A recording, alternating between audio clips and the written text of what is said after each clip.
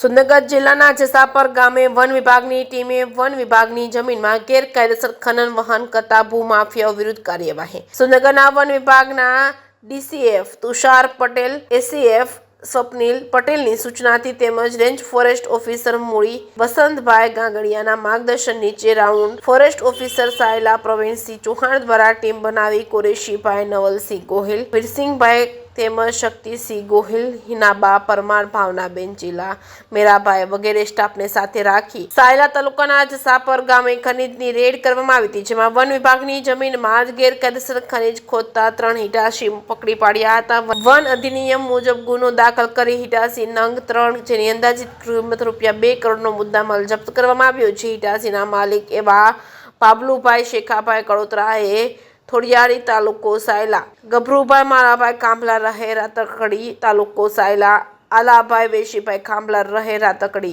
તાલુકો સાયલાને તેમજ 3 ડ્રાઈવર મળી કુલ 6 વ્યક્તિઓ વિરુદ્ધ ભારતીય વન અધિનિયમ મુજબ ગુનો દાખલ કરી અટક કરવામાં આવી છે. તેમજ 3 હિટાચીને મૂળ રેન્જ ફોરેસ્ટ ઓફિસરની કચેરીએ મુદ્દામાલ સાથે લાવવામાં આવેલ છે. વધુ તપાસ round forest officer Sayla Pravinsinh Chauhan ચલાવી રહ્યા છે. જેકેસી ગુજરાતી સાથે મહેશ ઉતરિયા, સુંદરનગર.